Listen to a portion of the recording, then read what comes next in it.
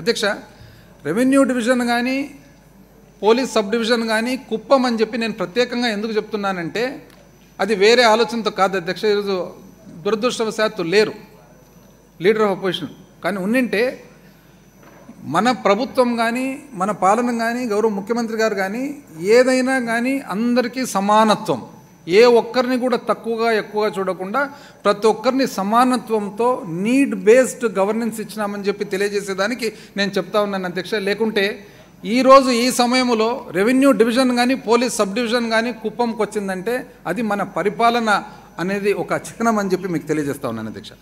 ప్రతి జిల్లాలో దిశ పోలీస్ స్టేషన్లు ఏర్పాటు చేయడమే కాకుండా రాష్ట్ర వ్యాప్తంగా పుణ్యక్షేత్రాలు మరియు పర్యాటక ప్రాధాన్యత కలిగిన 20 ముఖ్య ప్రాంతాల్లో పర్యాటక పోలీస్ స్టేషన్లు ప్రారంభించబడ్డాయి. భద్రత మౌలిక సదుపాయాలు పెంచడం ద్వారా ప్రజా భద్రత మరింత మెరుగుపడింది.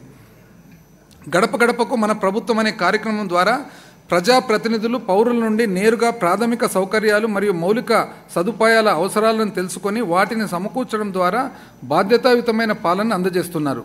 ఈ కార్యక్రమంలో భాగంగా అత్యధిక ప్రాధాన్యత కలిగిన 58,288 పనులను 2,356 కోట్ల రూపాయల అంచనా వ్యయంతో మంజూరు చేయగా ఇప్పటి వరకు 729 కోట్ల రూపాయలతో 17,239 పనులు పూర్తయ్యాయి.